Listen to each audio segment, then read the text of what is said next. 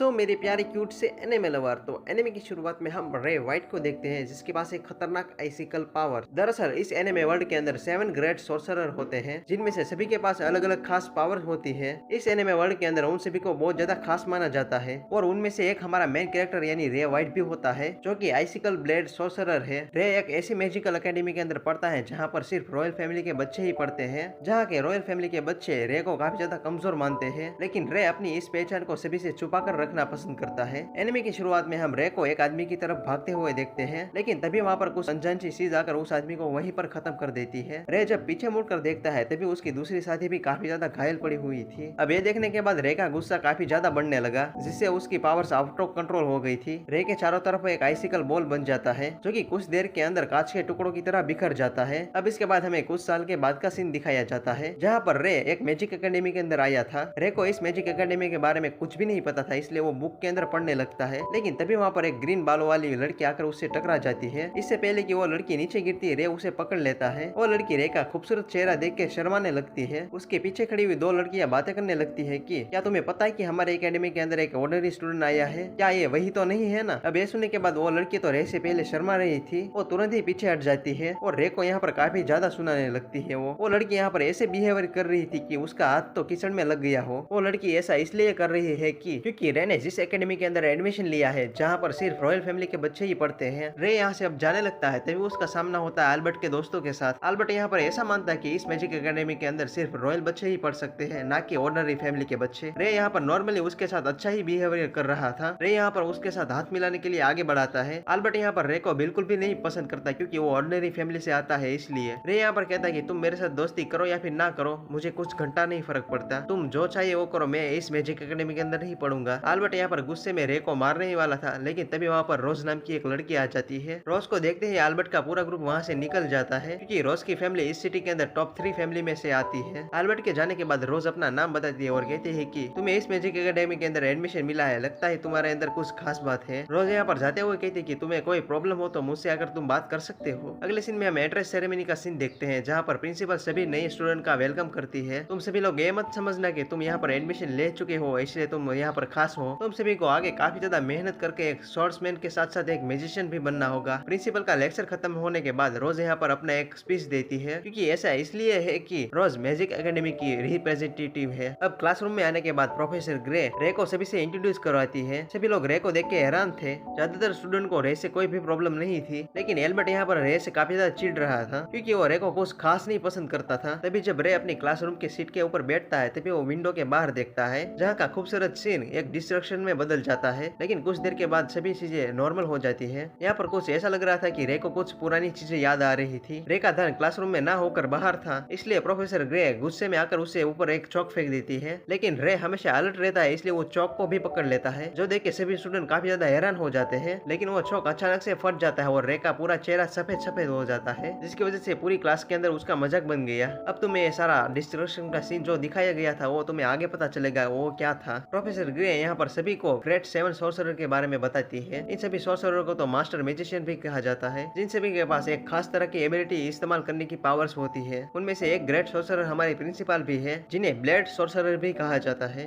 दूसरी कैरोलिन नाम की एक प्रोफेसर है जिसे स्पेड बाइंडिंग सोर्सरर भी कहा जाता है। तीसरा सभी से ज्यादा ताकतवर आइसिकल ब्लेड सोर्सरर, लेकिन यार किसी को भी इसके बारे में कुछ भी पता नहीं है क्योंकि वो सोर्सरर लास्ट ओवर के बाद कहीं पर भी नहीं दिखा। इसके बाद बचे 4 सोर्सरर जिसके बारे में कोई भी जानकारी नहीं है और इन सभी में ऐसा माना जाता है कि सबसे ज्यादा पावरफुल आइसिकल ब्लेड सोर्सरर है। प्रोफेसर ग्रे कहती कि तुम सभी का ऐसा गोल होना चाहिए कि तुम सभी सोर्सरर में से एक बन सको। यहाँ पर हमेशा की तरह अल्बर्ट को एक प्रॉब्लम ही होता है रे से, अगर हमें एक ग्रेट सोर्सरर बनना है तो हमारे पीछे ऑर्डिनरी स्टूडेंट क्या कर रहा है। प्रोफेसर ग्रे यहाँ पर गुस्से में आकर कहती कि तुम्हें पता है कि रे यहाँ पर किस लिए आया है। प्रोफेसर ग्रे यहाँ पर गुस्से में आकर कहती है कि रे ने इस एकेडमी के अंदर टॉप एंट्रेंस एग्जाम सारे टेस्ट को पार कर और पर्सनल इंटरव्यू को पास कर यहाँ पर एडमिशन लिया है, इसलिए वो यहाँ पर है। तुम सभी को इससे कुछ भी फर्क नहीं पड़ना चाहिए। अब हमें दिखाया जाता है कि प्रोफेसर ग्रे अपने मैजिक कोर से ऑब्जेक्ट को बनाना और उसे इरेज करना सिखाती है। रोज प्रोफेसर से पूछती है कि चीजें क्रिएट करने की कोई लिमिटेशन होती है, जिस पर प्रोफेसर बताते हैं कि ऐसा कुछ भी नहीं है, ऑब्जेक्ट को क्रिएट करना ये सब बनाने वाले पर डिपेंड करता है। इसी के साथ वो 4 मैजिक स्टेप दिखाती है, सॉलिड, लिक्विड, गैस और प्लाज्मा। तुम सभी ने पढ़ाई के अंदर सुना ही होगा ना ये सारी चीजें। ये सारे रॉयल फैमिली के बच्चे देख कर तो काफी ज्यादा शौक हो जाते हैं। हमारी टीचर तो बहुत ज्यादा कूल है, लेकिन तभी वहाँ पर एक पीछे खड़ी हुई लड़की वो प्रोफेसर से पूछती पूछती है कि क्या आपने चीजें बनाने के लिए एंटी मटेरियल को यूज किया है। प्रोफेसर कहती है कि इस मैजिक एकेडमी के अंदर तुम्हें ऐसा कोई भी नहीं मिलेगा जो कि एंटी मटेरियल को यूज करता है। रे भी यहाँ पर उस लड़की को नोटिस करता है। अब इसके बाद सभी स्टूडेंट अपना तरीका यूज करके सारे ऑब्जेक्ट बनाने लगते हैं, लेकिन दूसरी तरफ तो रे कुछ भी बना नहीं पा रहा था, जो देख के रॉयल फैमिली के बच्चे उसका काफी ज्यादा मजाक उड़ाने लगते हैं। और ये देख के अल्बर्ट भी गुस्से में था। क्लासरूम खत्म होने के बाद रे अपना कॉरिडोर के अंदर चल रहा था, तभी रे की नजर एक लड़की के ऊपर पड़ती है। रे ने उसको लाइब्रेरी के अंदर जाते हुए देखा तो रे भी उसके पीछे चला जाता है। रे यहाँ पर अच्छी तरीके से उसके साथ बातें करने लगता है और खुद को यहाँ पर इंट्रोड्यूस कराता है, और इस लड़की का नाम एलिसा है। इन दोनों की बात सुनने के बाद हमें पता चलता है कि एलिसा डॉक्टर एमएस वर्थ नाम की एक प्रोफेसर के बहुत ज्यादा फैन है। वो कहती है कि मैं उनकी तरह बनना चाहती हूँ। रे कहता कि उनकी बुक तो मैंने भी पढ़ी है, मैं भी उनका बड़ा फैन हूँ। रे कहता कि क्या बात है, तुम अपने बालों को क्यों ढक कर रखती हो, वैसे भी तो तुम्हारे बाल तो बहुत ज्यादा खूबसूरत है। और रे को बताती कि उसके कान तो एल्फ जैसे दिखते हैं, इसलिए वो अपने कानों को हमेशा ढक कर रखती है। रे कहती कि तुम्हारे कानों के अंदर तो कोई भी कमी नहीं है, ये बहुत ज्यादा खूबसूरत दिखते हैं। ये सुनने के बाद उसका चेहरा तो शर्म के मारे लाल ही हो जाता है। अब शाम होने के बाद रे अपने हॉस्टल के रूम के अंदर पहुंच जाता है, जहाँ पर उसकी मुलाकात एक लड़के अभी नाम से होती है। हाँ, ये बाकी के रॉयल फैमिली के स्टूडेंट की जैसा नहीं है। जैसे ही वो दोनों एक दूसरे से मिलते हैं, वो दोनों को एहसास हो जाता है कि वो दोनों एक ही जैसे हैं, एकदम भाई भाई। वो दोनों ही अपने फिटनेस को काफी ज्यादा इंपॉर्टेंट देते हैं। उन दोनों की बॉडी तो तुम देख ही सकते हो। अगले दिन रे अपनी ट्रेनिंग करते करते काफी स्पीड के अंदर एक लड़की के पास से गुजर जाता है। स्पीड की वजह से उस लड़की के कपड़े उड़ने लगते हैं। रे जल्दी से वापस से आकर उस लड़की से माफी मांगने लगता है। इस लड़की का नाम रेबेका है। ये रोज की तरह टॉप 3 फैमिली में से आती है। अगले दिन स्कूल में आते ही अभी रे से कहता है रोज और रेबेका की फैमिली के बारे में वो बताने लगता है। इन दोनों की फैमिली बहुत ज्यादा बड़ी मानी जाती है। ये दोनों लड़कियां भी काफी ज्यादा इंटेलिजेंट भी है। अंदर आने के बाद रे बताता है कि मुझे प्रिंसिपल ने बुलाया है। अब वो यहाँ से जाने ही वाला था, तभी वहाँ पर एक लड़की आकर उससे टकरा जाती है, लेकिन रे तो एक इंच भी नहीं हिलता वहाँ से। और इस लड़की का नाम क्लेरिस है। ये भी रॉयल फैमिली के अंदर से ही आती है। हमें इस लड़की के फैमिली टेरिस के बारे में ज्यादा कुछ पता नहीं है। इन दोनों के बीच ऐसे ही काफी देर तक बातें चलती रहती है। क्लेरिस यहाँ पर बहुत ज्यादा ही बकबक कर रही थी। अब किसी तरह से उससे पीछा छुड़ाकर प्रिंसिपल से मिलने के लिए वो चला जाता है। यहाँ पर आकर वो प्रिंसिपल को जनरल कह के बुलाता है। प्रिंसिपल हंसते हुए कहती है कि अब हम स्कूल के अंदर है, तुम मुझे प्रिंसिपल कह के ही बुला सकते हो। रे ने ऐसा क्यों कहा तो तुम्हें आगे पता चलेगा वो। अब इसके बाद हम ट्रेनिंग ग्राउंड का सीन दिखाया जाता है, जहाँ पर टीचर रे और अल्बर्ट के बीच में एक फाइट करवाते हैं। यहाँ पर अल्बर्ट रे को देख के काफी ज्यादा चिढ़ रहा था। रे कहता है कि इसको क्या हो गया। अब जैसे ही फाइट शुरू होती है, अल्बर्ट सीधा रे पर अटैक कर देता है, लेकिन रे अल्बर्ट से आराम से बच जाता है, एकदम हीरो के माफिक। रे अल्बर्ट से कहता है कि अभी तो तुम्हें काफी ज्यादा चीजें सीखनी बाकी है रे, तुम्हें और भी ज्यादा प्रैक्टिस की जरूरत है। अब ये सुनने के बाद अल्बर्ट और भी ज्यादा गुस्से में रे पर अटैक कर देता है, लेकिन इस बार रे ने एक ही झटके के अंदर उसकी स्वॉर्ड को ही टुकड़े टुकड़े कर दिए थे। इससे ही अल्बर्ट को अपनी औकात समझ में आ गई होगी। दूर से ये सभी प्रिंसिपल भी देख रही थी। मैं खुश हूँ कि तुम अपनी स्टूडेंट लाइफ को अच्छी तरीके से जी रहे हो। साथ ही वो रे को आइसिकल ब्लेड सॉर्सरर कह के बुलाती है। अब इसके बाद हम रे और अभी को देखते हैं, जो कि हॉस्टल के अंदर एक्सरसाइज कर रहे होते हैं। इन दोनों के बीच के बाद से हमें पता चलता है कि रे एकेडमी के 2 मेन क्लब के अंदर ज्वाइन करने का डिसाइड करता है। रे अभी कहता है कि तुम्हें और भी ज्यादा सोचना चाहिए इसके बारे में। तभी रे अपना एक गोल्डन कार्ड निकाल कर कहता है कि जो देख के अभी का तो होश ही उठ जाता है। अब ये लाइसेंस का क्या रीजन है तुम्हें अभी पता चलेगा। अब इसके बाद हमें एनवायरमेंट क्लब को दिखाया जाता है, जहाँ पर काफी सारे हट्टे कट्टे पहलवान बैठे हुए थे। रे जिस क्लब के बारे में बता रहा था उनमें से एक क्लब ये है। रे के आने के बाद लीडर उससे पूछता है कि तुम्हें देख के मुझे ये तो नहीं लगता कि तुम हमारे ग्रुप की एक्टिविटी को एक दिन भी झेल पाओगे। ऐसा इसलिए है कि रे की पतली दुबली बॉडी देखकर वो कह रहा है। अब लीडर के कहने पर रे अपने कपड़े उतार देता है, तब उसकी बॉडी तो यहाँ पर चमकने लगती है एकदम कांच के शीशे की तरह। रे की ऐसी खतरनाक बॉडी देखकर सभी लोग काफी ज्यादा शॉक हो जाते हैं और सभी लोग यहाँ पर समझ जाते हैं कि रे की बॉडी एकदम हार्ड वर्क से बनी हुई है। लीडर भी यहाँ पर अपना एक गोल्डन कार्ड निकाल लेते हैं और हमें इस गोल्डन कार्ड के बारे में पता चलता है कि इस कार्ड को गोल्डन हंटर कार्ड कहा जाता है, जो कि हंटर लाइसेंस की तरह है। और हमें इस लाइसेंस के बारे में कुछ ज्यादा पता नहीं है, बस तुम इतना ही समझ लो कि यह कार्ड किसी अरे गहरे को नहीं मिल सकता है। रे की इतनी सारी खूबियां देखकर वो सभी लोग मान जाते हैं और सभी लोग काफी ज्यादा खुश हो जाते हैं। लीडर भी रे की रिक्वेस्ट मान लेते हैं। अब इसके बाद रे वहाँ से निकलकर गार्डियन क्लब ज्वाइन करने के लिए वहाँ पर पहुंच जाता है, जो कि इस क्लब की सारी मेंबर्स लड़कियां ही होती हैं। इस क्लब की लीडर और कोई नहीं रेबेका ही होती है। अरे वही रे ने जिसके कपड़े उड़ाए थे। यहाँ पर गार्डनिंग क्लब की सारी मेंबर्स रे को देखकर काफी ज्यादा शॉक हो जाती है। वो कहती है कि क्या एक लड़का होकर यहाँ पर गार्डनिंग क्लब ज्वाइन करने के लिए आया है। रे उन सभी को समझाते हुए कहता है कि फ्लावर्स मुझे काफी ज्यादा पसंद है, चाहे हालत जैसी भी हो, प्लांट हमेशा ही ग्रो कर लेते हैं किसी भी हालत में। इसी वजह से रे को फ्लावर्स काफी ज्यादा पसंद है। रे को क्लब ज्वाइन करने से रेबेका को तो कोई प्रॉब्लम ही नहीं था, लेकिन उनमें से एक लड़की कहती है कि मुझे ऐसा लगता है कि तुम्हें इम्प्रेस करने के लिए वो यहाँ पर आया है। इस पर रेबेका कहती है कि चलो ठीक है, मैं रे की जिम्मेदारी तुम पर छोड़ देती हूँ, तुम जैसे चाहिए ऐसे तुम रे का टेस्ट ले सकती हो। तुम्हें ये लगे कि रे क्लब ज्वाइन करने के लिए लायक नहीं है तो तुम उसे निकाल भी सकती हो। और इस लड़की का नाम डीना है। इसके बाद डीना रे को छत पर लेके आ जाती है, जहाँ पर काफी सारी घास उगी हुई थी। डीना रे से कहती कि ये तुम्हारी टेस्ट है, तुम्हें इस पूरी जगह को साफ कर एकदम फ्लावर से भर देना है, सारे फ्लावर एकदम फ्रेश ही रहने चाहिए। चाहिए, ना हो जाए कि सारे फ्लावर्स मुरझा जाए। इस पर ही डिसाइड होगा कि तुम क्लब ज्वाइन करोगी या फिर नहीं। अब डीना के जाने के बाद रे अपना काम पर लग जाता है, जहाँ पर वो पूरी घास को निकाल रहा था एक एक करके। और पहले दिन सारी जंगली घास को निकाल देता है वहाँ से, और दूसरे दिन गड्ढे करता रहता है, और दूसरे दिन वहाँ पर छोटी छोटी दीवारें करता है जिससे कि वहाँ पर छोटे छोटे फ्लावर्स लगाए जा सके। इतने में ही रेबिका वहाँ पर खाना लेकर आ जाती है। रे रेबिका का शुक्रिया अदा करके सैंडविच खाने ही वाला था, तभी पीछे से कुछ आवाजें आती रहती है। जब वो दोनों नीचे देखते हैं कि वहाँ पर दो स्टूडेंट फाइट कर रहे हैं आपस में, रेबिका रे को समझाते हुए कहती है कि ऐसे भी आने वाले टूर्नामेंट के लिए शॉर्ट प्रैक्टिस कर रहे हैं, जिस कंपटीशन के अंदर स्ट्रॉन्गेस्ट स्वॉर्ड मैन को चुना जाएगा। रे भी यहाँ पर सोचता है कि क्या मुझे भी उस शॉर्ट फाइट के अंदर जाना चाहिए। इतने में ही बातें करते हुए रेबिका की नजर रे के बॉडी के ऊपर जाती है। रेबिका रे का डोले को देखकर उसे घुरती ही रहती है। रेबिका पूछती है कि क्या मैं तुम्हारी बॉडी को छू सकती हूँ। रे तो यहाँ पर अपनी पूरी पोज के साथ बॉडी दिखाता है। अब हमें दिखाया जाता है कि सारे मेंबर्स रे की सारी मेहनत को देखकर उसकी काफी ज्यादा तारीफ करने लगते हैं। अब इसके बाद रे को क्लब ज्वाइन करने की परमिशन दे देते हैं। कुछ देर के बाद प्रिंसिपल एक लेटर दिखाते हुए रे से कहती है, इंटेलिजेंट एजेंट से मुझे पता चला कि हमारे एकेडमी के अंदर एक जासूस छुपा हुआ है, इसलिए तुम सावधान रहना। अब हम देखते हैं कि शाम होने के बाद रे अपना हॉस्टल की तरफ ही जा रहा था, लेकिन रास्ते में उसे क्लैरिस मिलती है, जो कि क्लैरिस जमीन के ऊपर चलने वाले कीड़ों को देख रही होती है। तुम्हें यह लड़की याद है ना, जो कि बकबक करने वाली है। रे के पूछने के बाद क्लैरिस उसे कहती है कि मुझे छोटे छोटे कीड़े देखना बहुत ज्यादा पसंद है। ये देख के तुम्हें ऐसा ही लग रहा होगा कि मैं काफी ज्यादा अजीब हूँ, लेकिन मेरे पास कोई भी दोस्त नहीं है जिसके साथ मैं खेलूं और मस्ती करूं उसके साथ। रे कहता कि मैं तुम्हारा फ्रेंड बन सकता हूँ। जो सुनने के बाद तो क्लैरिस शर्माने लगती है। वो कहती है कि आज तक मेरा कोई भी फ्रेंड नहीं बना है, इसलिए कि मुझे ज्यादा कीड़े पसंद है। इसलिए क्लैरिस कहती है क्या हम डेट पर जा सकते हैं, मतलब कि मेरे साथ कीड़े देखने के लिए प्लान कर सकते हो। इस पर रे मान जाता है। अगले दिन क्लासरूम के अंदर प्रोफेसर ग्रे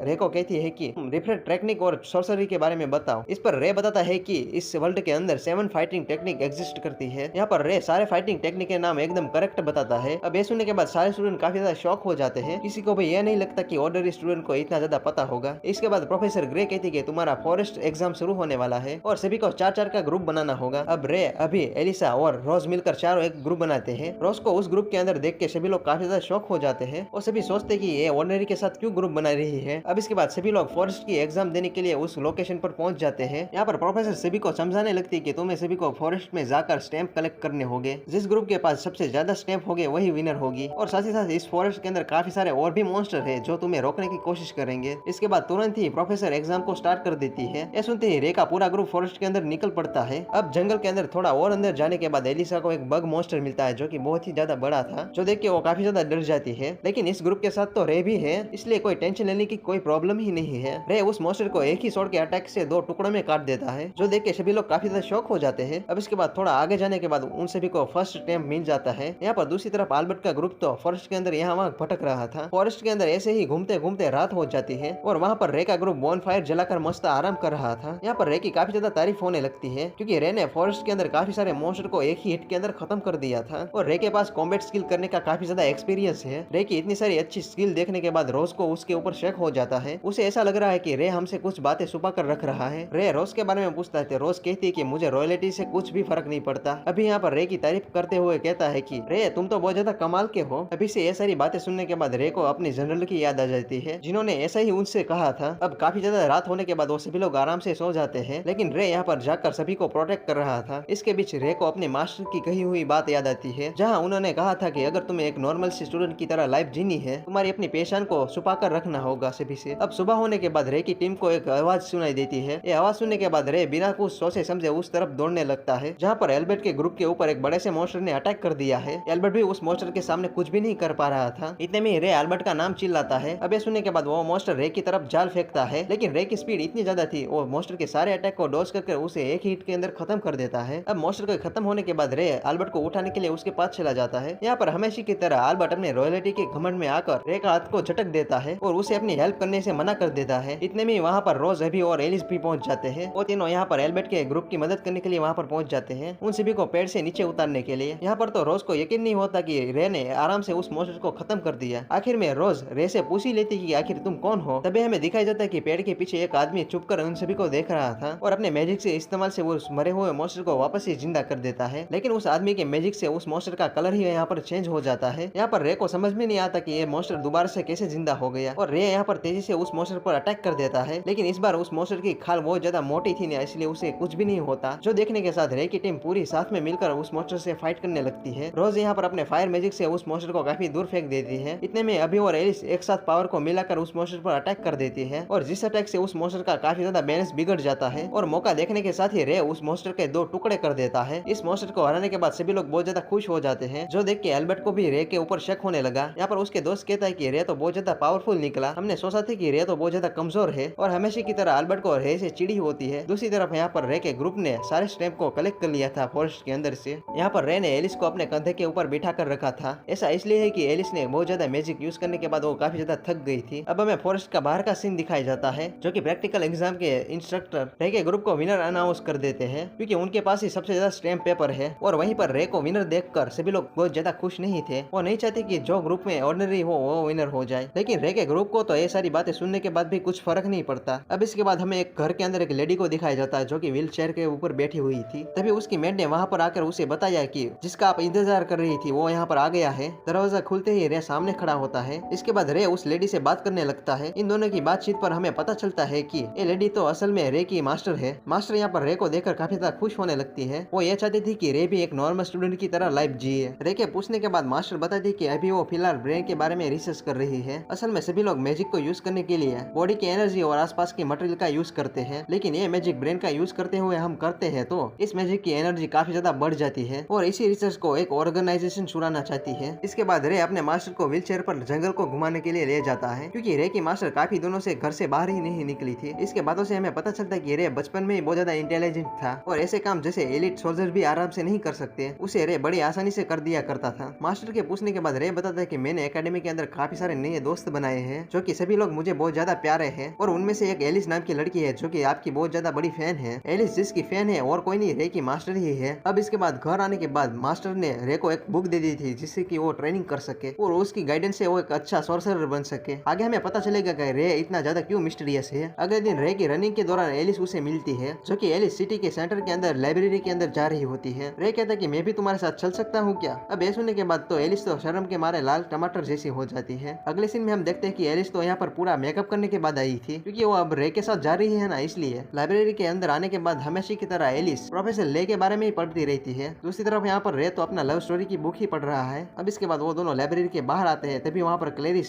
उन दोनों को देख लेती है, क्योंकि इस बेचारी का दिल भी रे पर आ जाता है। उसे समझ में नहीं आता कि कैसे वो रे से बात करे। इतने में रे और क्लेरिस उसके पास पहुंच जाते हैं, जो देख के तो शर्म के मारे लाल हो जाती है। रे उसके पास आकर लंच के लिए इनवाइट कर देता है। अब लंच करने के टाइम पर रे थोड़ा अकेले आता था, दो लड़की के साथ आया था। रे यहाँ पर एरिस और क्लेरिस को एक दूसरे से इंट्रोड्यूस कराता है। यहाँ पर रे उन दोनों की तारीफ करते हैं, उन दोनों को पटाने की ट्राई कर रहा था। यहाँ पर क्लेरिस ही एक फिदा थी उसके ऊपर, लगता है अभी तो कभी वही हाल है। अब इसके बाद लंच खत्म होने के बाद वो दोनों रे को बाय बोलकर हॉस्टल की तरफ चली जाती है। रे भी यहाँ पर अपने हॉस्टल की तरफ ही जाने वाला था, तभी उसकी नजर रोज के ऊपर पड़ती है। रे के पूछने के बाद रोज उसे बताती है कि कंपटीशन आने के बाद मैं काफी ज्यादा बिजी हो चुकी हूँ। बातों बातों में रे उसे बताता है कि एरिस और क्लेरिस के साथ वो लंच करके आया है, जो सुन के रोज भी जेलिस फील करती है। देख रहे हो रे के ऊपर कितनी ज्यादा लड़कियां फिदा है। अब हमें प्रोफेसर ग्रे और रे को दिखाया जाता है, जो कि आपस में बैठ के बातें कर रहे होते हैं। उन दोनों की बातों में हमें पता चलता है कि प्रोफेसर ग्रे भी रे के साथ पहले काम कर चुकी है। प्रोफेसर ग्रे भी खुश थी कि रे अपनी स्टूडेंट लाइफ को काफी ज्यादा एंजॉय कर रहा है। दूसरी तरफ हमें अल्बर्ट को दिखाया जाता है, जो कि बहुत ज्यादा गुस्से के अंदर फॉरेस्ट को जला रहा था, जो कि बहुत ज्यादा गुस्से के अंदर रे का नाम चिल्ला रहा था। साथ ही उसके पीछे एक अंदाज सा आदमी खड़ा हुआ था। अगले दिन मॉर्निंग के अंदर रे सभी से जल्दी एकेडमी के अंदर पहुंच चुका था, इसलिए डीना उसे गार्डनिंग क्लब का की पकड़ाते हुए कहती है कि आज तुम्हें अकेले ही ऑफिस को संभालना होगा, क्योंकि बाकी लड़कियां अपने अपने कामों में लगी हुई है। रे जब ऑफिस के अंदर जाता है, तभी वो गलती से रेबेका के ड्रेसिंग रूम के अंदर चला जाता है। रे भी अब क्या करता है, वो बिना कुछ बोले ही दरवाजा बंद कर देता है। दूसरी तरफ यहाँ पर ट्रेनिंग ग्राउंड के अंदर रोज एक लड़की के साथ फाइट कर रही थी, जिसे वो आराम से हरा देती है। रोज यहाँ पर रे को देखते ही उसे फाइट करने के लिए बुलाती है और शॉर्ट फाइट शुरू होते ही रोज बिना देखे ही रे के ऊपर अटैक करने लगती है। लेकिन रे भी थोड़ी ना कम है। रे की स्पीड इतनी ज्यादा थी कि रोज के सारे अटैक को आराम से वो डोज कर लेता है। रोज कहती है कि मुझे पता है कि तुम मैजिकल पावर अच्छी तरीके से इस्तेमाल नहीं कर सकते, लेकिन तुम्हारी शॉर्ट फाइट काफी ज्यादा इंप्रेसिव है, इसलिए इस वजह से मैं तुम्हारे साथ फाइट करना चाहती थी। इसलिए रोज भी रे के ऊपर नॉन स्टॉप अटैक करने लगती है। रे भी पूरी तरह बचने की कोशिश करता है और तभी उसे बचपन में की हुई ट्रेनिंग याद आने लगती है। इस वजह से रोज को मारने ही वाला था, लेकिन तभी अचानक से उसे कुछ याद आता है, जिसकी वजह से वो और तलवार नीचे गिर जाती है, जिस वजह से रोज इस फाइट की विनर बन जाती है। भले ही रोज रे से जीत गई थी, लेकिन रे की सभी लोग तारीफ करते हैं काफी ज्यादा। यहाँ पर रोज को रे के ऊपर काफी ज्यादा शक होने लगता है। उसे लगता है कि रे जानबूझकर यहाँ पर आ रहा है। यहाँ पर वो फिर से पूछती है कि आखिर तुम कौन हो। रे सोचता है कि क्या है मैं इसे बताऊं। अब यहाँ पर सभी लोग लंच करने के लिए बैठे हुए थे। सभी के पूछने के बाद रे बताता कि मैंने जो कुछ सीखा वो सभी मैं मास्टर से सीखा है। वो सभी लोग बात ही कर रहे थे, तभी वहाँ पर अल्बर्ट आ जाता है। वो रे से फाइट करने के लिए चैलेंज दे देता है। यहाँ पर रे भी कहाँ मना करने वाला था, वो भी चैलेंज मान लेता है। अब वो सभी लोग अकेडमी के एक पास ही के ग्राउंड के अंदर पहुंच पहुंच जाते हैं, जहाँ पर एक बड़ा सा बैरियर मैजिक बना दिया था। क्लैरिस बैरियर मैजिक को देखते हुए कहते हैं कि ऐसे भी लोग अपनी फाइट को छुपाना चाहते हैं। अल्बर्ट रे को एक तलवार देते हुए कहता है कि इस फाइट के अंदर कोई भी रूल्स नहीं है, जितना चाहिए उतना मैजिक को तुम यूज कर सकते हो। हम इन दोनों के बीच में फाइट शुरू हो जाती है। अब ये सारी चीजें एक पेड़ के ऊपर बैठा आदमी भी देख रहा था। इसके बारे में हम थोड़ी देर के बाद ही पता चलेगा आखिर ये बंदा है कौन। अल्बर्ट यहाँ पर अपनी फैमिली के बारे में बताते हुए कहता है कि हमारी फैमिली मिडल रॉयल फैमिली है। मेरे फादर हमारी फैमिली का टेरिस बनाने के लिए काफी सारी मेहनत किया करते हैं और तभी से मैंने फैसला किया कि मैं एक बेस्ट म्यूजिशियन बनकर फैमिली के स्टेटस को और भी ज्यादा ऊपर लेके जाऊंगा। तभी अल्बर्ट के दिमाग के अंदर रे को खत्म करने का आवाज गूंजता है। अल्बर्ट यहाँ पर रे के ऊपर अंधाधुन अटैक करने लगता है। अल्बर्ट बहुत बड़ा फायर बॉल क्रिएट कर रे के ऊपर अटैक कर देता है। रे को ना चाहते अपनी थोड़ी पावर इस्तेमाल करनी पड़ती है और उस फायर बॉल को 2 टुकड़े में काट देता है। ये देख के सभी लोगों के होश ही उड़ जाते हैं। अल्बर्ट गुस्से में आकर काफी सारे अटैक करने लगता है, लेकिन रे तो उस सारे अटैक को आराम से डोज कर अभी तक सलामत है। जो देखे तो अल्बर्ट बहुत ज्यादा गुस्से में आकर एक फायर ड्रैगन बुला लेता है और उस फायर ड्रैगन से रे के ऊपर अटैक कर देता है, लेकिन इस बार भी रे बिना हिले हुए उस ड्रैगन को बीच में ही काट देता है। अब रे का एक कारनामा देख के सभी के मुंह खुले के खुले रह जाते हैं। उन सभी को यकीन नहीं होता कि एक ऑर्डिनरी स्टूडेंट है। इतने में ही अल्बर्ट घुटने पे बैठ के ही रोने लगता है। अब ये देखने के बाद रोज कहती है कि अब तुम हमसे कुछ छुपा नहीं सकते, सच बताओ कि आखिर तुम कौन हो। रे के पास भी और कोई रास्ता ही नहीं था, वो अपनी सच्चाई के बारे में बताने नहीं वाला था, लेकिन तभी वहाँ पर कुछ अनजान सा मैजिक सभी को नीचे झुका देता है। अल्बर्ट और उनके साथी के साथ भी होती है। अब ये देख के रे को कुछ भी समझ में नहीं आता कि आखिर क्या हो रहा है। तभी वहाँ पर एक मिस्टीरियस आदमी जंगल के अंदर से बाहर निकल के आता है। ये मिस्टीरियस आदमी और कोई नहीं प्रोफेसर ग्रे ही थी। ये देखने के बाद तुम सभी को समझ में नहीं आता होगा कि ये सब क्या चल रहा है, लेकिन रे यहाँ पर समझ चुका था कि उसके मास्टर ने जिस ऑर्गेनाइजेशन के बारे में बताया था वो उनमें से ही एक है। प्रोफेसर ग्रे यहाँ पर स्टूडेंट का ब्रेन का इस्तेमाल कर रही थी एक्सपेरिमेंट करने के लिए और एक नया मैजिक क्रिएट करने के लिए। प्रोफेसर ग्रे यहाँ पर तालियां बजाते हुए कहती है कि तुम तो मेरे उम्मीद से ज्यादा इंटेलिजेंट निकले। तभी वो अपनी दूसरी आंख भी दिखाती है, जो देख के रे समझ जाता है कि उस फॉरेस्ट के अंदर जो मॉन्स्टर हम पर अटैक कर दिया था उसे प्रोफेसर ग्रे कंट्रोल कर रही थी। ये सुनने के बाद प्रोफेसर ग्रे कहती है कि हर साल जंगल के अंदर एग्जाम्स होते हैं, उस मॉन्स्टर के हाथों काफी सारे स्टूडेंट मारे जाते हैं। आज तक किसी को भी उसके ऊपर शक भी नहीं हुआ। इस बार उसका प्लान सक्सेसफुल होने वाला था, लेकिन रे ने बीच में आकर उस प्लान को खत्म कर दिया। इसलिए इन सभी को टेस्ट सब्जेक्ट की तरह इस्तेमाल करना है उसे। इसलिए इन दोनों के बीच की फाइट के दौरान इस बैरियर मैजिक को बनाया गया था और बाहर से किसी को भी पता ना चल सके अंदर क्या चल रहा है। रे को भी समझ में आता है कि ये अच्छा बनने का नाटक क्यों कर रही थी अभी तक। वो ये सब करने के साथ स्टूडेंट के साथ इमोशनल टच में आ जाते हैं, जिससे कि वो स्टूडेंट के साथ कुछ भी कर सकती है। इस वक्त वो भी रे के साथ और उसके दोस्त के साथ ऐसा करना चाहती है। तब होने ही वाला क्या था उसे बैठकर समझाने वाला था। अब रे भी फाइट करने के लिए तैयार हो चुका था। तब थोड़ी देर के बाद वो फायर स्नेक से अटैक कर देती है। रे जब उससे बचने की कोशिश करने लगता है तभी वो फायर स्नेक को रे के दोस्तों की तरफ भेज देती है। अब रे के पास कोई और रास्ता भी नहीं था, इसलिए वो अपनी रियल पावर को यूज करता है अपनी आइस मैजिक को और आइस मैजिक से अपने सारे दोस्तों को बचा लेता है। अब सही टाइम आ चुका है कि तुम अब रे को आइसिकल ब्लेड सॉर्सरर के अंदर देखो। अब उसकी रियल पावर बाहर आने के बाद उसके आसपास आइसिकल ब्लेड भी बनने लगती है। अब ये देखने के बाद उसके प्रोफेसर की भी यहाँ पर फट जाती है। उसे ये लग रहा था कि आइस ब्लेड सॉर्सरर तो लास्ट ओवर के साथ ही गायब हो चुका था। रे कहता तो ये तो सच ही बात है, लेकिन आइसिकल ब्लेड सॉर्सरर की पावर्स मेरे अंदर ट्रांसफर हो चुकी थी। अब हमें यहाँ पर पता चलता है कि पहले आइसिकल ब्लेड सॉर्सरर और कोई नहीं रे की मास्टर ही थी। अब ये सुनने के साथ ही प्रोफेसर के दिमाग के स्क्रू ही ढीले होने लगते हैं। अब यहाँ पर बहुत बड़े फायर बॉल से वो अटैक तो करती है, लेकिन रे की एक ही ब्लेड उसे टुकड़े टुकड़े कर देती है। अब इससे भी वो यहाँ पर कहाँ रुकने वाली थी। अब रे के ऊपर अटैक करने के लिए वो अपने डार्क मैजिक का यूज करती है, लेकिन रे के पास भी अपना एंटी मटेरियल मैजिक का कोड भी है, जिसकी मदद से वो डार्क मैजिक को भी डिस्ट्रॉय कर देता है। जो देख के प्रोफेसर का मुंह तो खुला का खुला रह गया, क्योंकि रे ने बिना हाथ हिला ही उसके मैजिक को डिस्ट्रॉय कर दिया। रे कहता है कि रुको, तुम्हें आइसिकल ब्लेड पावर की असली ताकत दिखाता हूँ। अब ये सुनने के बाद तो प्रोफेसर की तो काफी ज्यादा फट जाती है। वो यहाँ से अपनी जान बचाकर भागने लगती है, लेकिन रे यहाँ पर अपनी ब्लेड से उसके पैर को ही काट देता है। प्रोफेसर को यकीन नहीं होता कि इस ऑर्डिनरी स्टूडेंट के पास इतनी ज्यादा ताकतवर पावर है। प्रोफेसर कहती है कि रुक जाओ, मुझे कुछ भी मत करना। वो कहती है कि हम बात करके भी इस मैटर को सुलझा सकते हैं। वो यहाँ पर रे को बेहला फुसला कर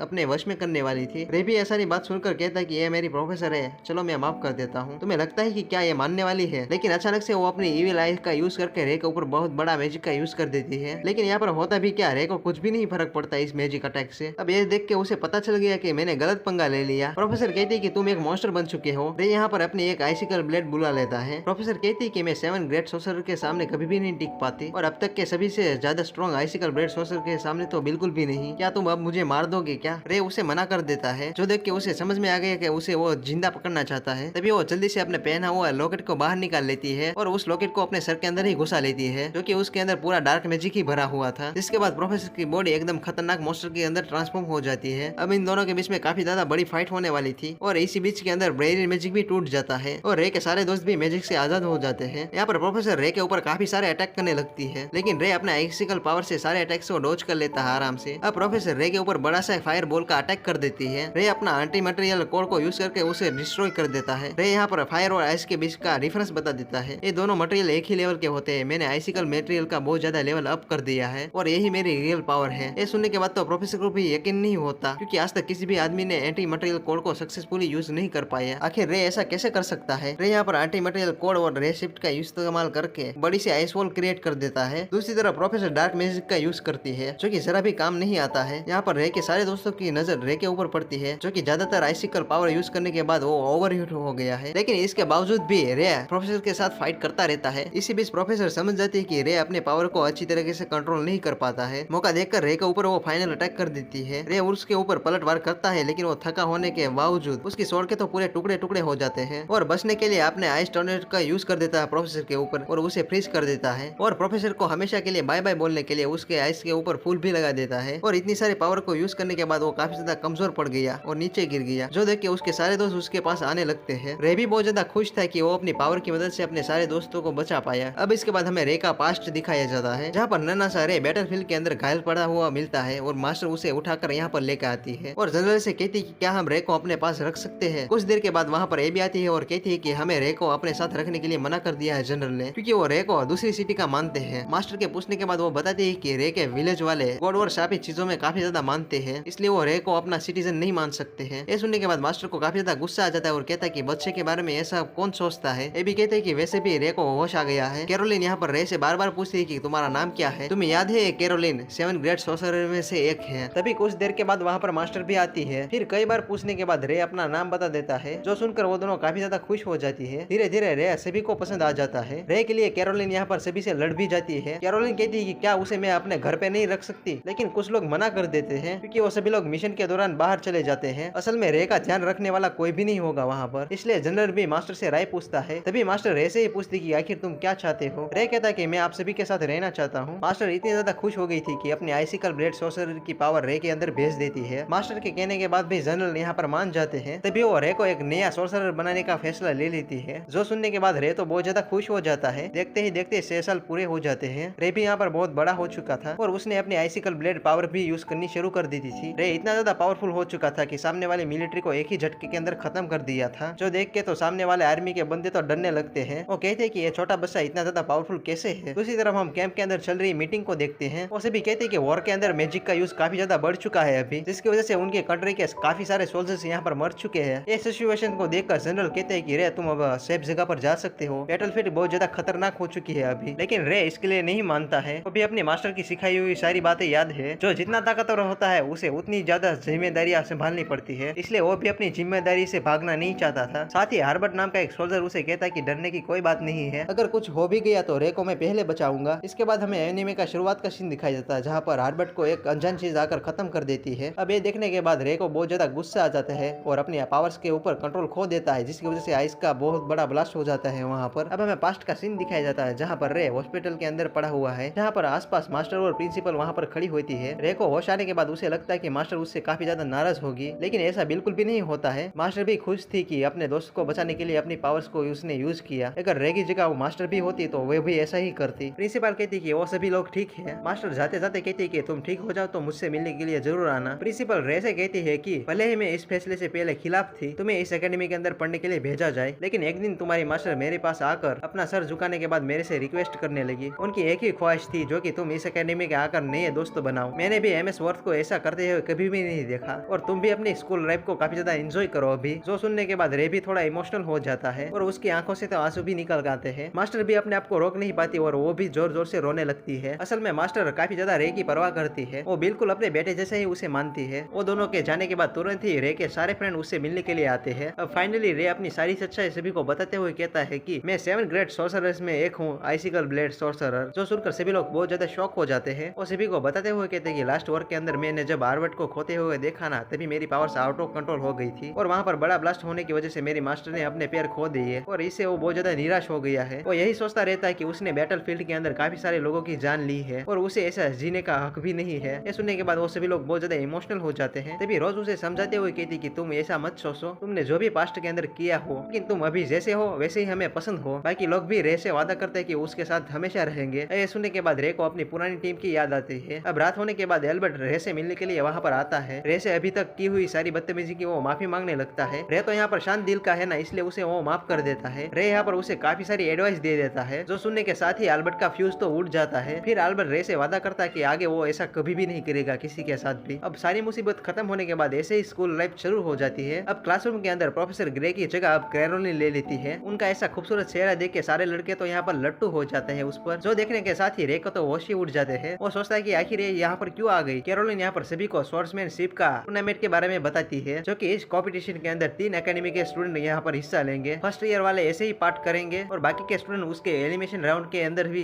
पार्टिसिपेट करेंगे और इसके अंदर टोटल 16 लोग पार्टिसिपेट करने वाले हैं। वैसे ही कैरोलिन कहती है कि हमें कॉम्बैट स्किल के अंदर तो बहुत ज्यादा अच्छे हैं, लेकिन डोमाका एकेडमी हमसे भी ज्यादा कॉम्बैट स्किल के अंदर अच्छी है। और लास्ट में मेलक्रोस जो एकेडमी है वो ज्यादा रिसर्च के अंदर बहुत ज्यादा अच्छी है और वहाँ के स्टूडेंट तो काफी ज्यादा अच्छे रिसर्चर बनेंगे आगे और सभी एकेडमी के पास अपने एडवांटेज है। कैरोलिन रे से कहती है कि ये सारी कंपटीशन की जिम्मेदारी तुम संभालोगे और कैरोलिन उसे एक आंख भी मारती। रे सोचता है कि अभी मैं क्या करूं। अरे गुस्से में आकर प्रिंसिपल के पास पहुंच जाता है और कहता है कि इस औरत को हमारी टीचर क्यों बनाया है आपने। तभी प्रिंसिपल कहते हैं कि इतना गुस्सा होने की क्या बात है, जो मैंने उसे बुला लिया तो इतना भी क्या हो गया है। रे कहता है कि वो मुझे बिल्कुल भी पसंद नहीं है। आप तो जानती है ना कैरोलिन के बारे में, मुझे वो बचपन से ही नहीं पसंद है। वो कहती है कि कैरोलिन को तो काफी ज्यादा स्टूडेंट पसंद भी करते हैं ना, सारे स्टूडेंट तो उसे कई और वजह से ही पसंद करते हैं। अगर उसे नहीं निकाला तो काफी ज्यादा गड़बड़ हो जाएगी। लेकिन अचानक से वहाँ पर कैरोलिन आकर उसे टच करने लगती है। वो कहती है कि तुम मेरे बारे में ऐसा कैसे बोल सकते हो। और उसके आने के बाद तो रे इतना ज्यादा घबरा जाता है कि वो दीवार के पास ही चला जाता है। कैरोलिन उसके पास जाकर उसे गले लगाने लगती है, जो देख के वो डर के मारे चिल्लाने लगता है। अब हम कुछ देर के बाद देखते हैं कि रे और क्लैरिस यहाँ पर एक शॉर्ट फाइट को देख रहे होते हैं। क्लैरिस रे से पूछती है कि इन दोनों में से कौन जीतने वाला है। रे यहाँ पर ब्लू बालों वाले स्टूडेंट को सुनता है। उसके कॉम्बैट स्किल तो इतने ज्यादा अच्छे नहीं थे, लेकिन वो मैजिक में बहुत ज्यादा अच्छा था, इसलिए रे को यकीन था कि वो ही जीतने वाली है। और जब मैच खत्म होता है तभी वही लड़की ही जीतती है। क्लैरिस ये देख के बहुत ज्यादा हैरान थी कि तुम 2 सेकंड के अंदर कैसे पहचान सकते हो कि कौन जीतने वाला है। लेकिन रे के लिए तो बहुत ज्यादा आसान था, क्योंकि वो पावरफुल सोर्सरर है। अब हम देखते हैं कि अगला मैच रोज का होता है, जो कि रोज को सपोर्ट करते हैं, जो कि 10 सेकंड के अंदर ही उस लड़की को हरा देती है और रोज यहाँ पर जीत जाती है। लेकिन फिर भी रोज का चेहरा यहाँ पर लटका हुआ ही था, जो देख के रे को पता चल जाता है कि कुछ ना कुछ तो गड़बड़ है। सीन के अंदर हम रोज और उसके डैड को दिखाया जाता है। रोज के डैड कहते हैं कि मैं काफी दिनों से इंतजार कर रहा हूँ स्वॉर्ड्समैन कंपटीशन के अंदर तुम्हारी स्किल देखने की, चाहे जो भी हो जाए तुम मुझसे नहीं हारने वाली हो ना। इधर रे आकर रेबेका से पूछता है कि रोज किसे हराने के लिए इतनी ज्यादा परेशान लग रही है। इस पर रेबेका उसे बताती है कि वॉर्गिरिन को योमा अकेडमी वाले रिप्रेजेंटेटिव तरीके से यहाँ पर भेजने वाले हैं। रे के पूछने के बाद रेबेका कहती है कि भले ही वॉर्गिरिन बहुत ज्यादा पावरफुल है, लेकिन वो रोज जैसी बिल्कुल भी नहीं है। असल में वॉर्गिरिन नोबल फैमिली से बिलोंग करती है। आगे बढ़ने से पहले मैं बता दूं, नोबल यानी रॉयल फैमिली ही होती है। रेबेका उसे बताती है कि वॉल्वरिन ऐसी लड़की है जिसे नोबल होने पे बहुत ज्यादा घमंड है। यहाँ पर दूसरी तरफ रोज अपने फाइनल अपोनेंट यानी आल्बर्ट को हरा देती है। आल्बर्ट हारने के बावजूद भी स्वॉर्ड्समैन कंपटीशन के अंदर भाग ले सकता है, क्योंकि वो आखिरी मैच के अंदर सेकंड प्लेस के अंदर आया था। और आल्बर्ट हारने के बाद बहुत ज्यादा मुस्कुराने लगता है। ये देख के तो क्लैरिस भी शॉक हो जाती है, अरे ये कब से अच्छा बन गया। रे शाम होने के बाद रोज के पास उसे बधाई देता है कि तुम्हें फाइनल एग्जाम को पास कर लिया है। रे रोज से पूछता है कि तुम फाइट के दौरान तुम इतनी ज्यादा परेशान क्यों दिखती हो, अगर तुम्हारा ऐसा ही बिहेवियर रहा तो तुम हार जाओगी। रोज कहते कि मैं वॉल्वरिन को हराने के लिए कुछ भी कर सकती हूँ। तो रे कहता है कि टूर्नामेंट शुरू होने के 1 महीना बचा है, अगर तुम चाहो तो मैं तुम्हें ट्रेनिंग दे सकता हूँ। तुम्हें ट्रेनिंग देने के लिए मैं इतनी ज्यादा पावर यूज नहीं कर सकता, और मेरी पावर से तुम्हें काफी ज्यादा फायदा भी होगा ट्रेनिंग के अंदर। ऐसे ही बात करने के बाद लास्ट में रोज मान जाती है ट्रेनिंग के लिए। अब हमें रोज का पास्ट का सीन दिखाया जाता है, जहाँ पर तुम रोज की ओपोनेंट वॉल्वरिन को देखने वाले हो। जब रोज रॉयल फैमिली के पार्टी के अंदर होती है तभी उसकी मुलाकात वॉल्वरिन से होती है। शुरुआत में वो एक दूसरे को तो जानते तो नहीं थे,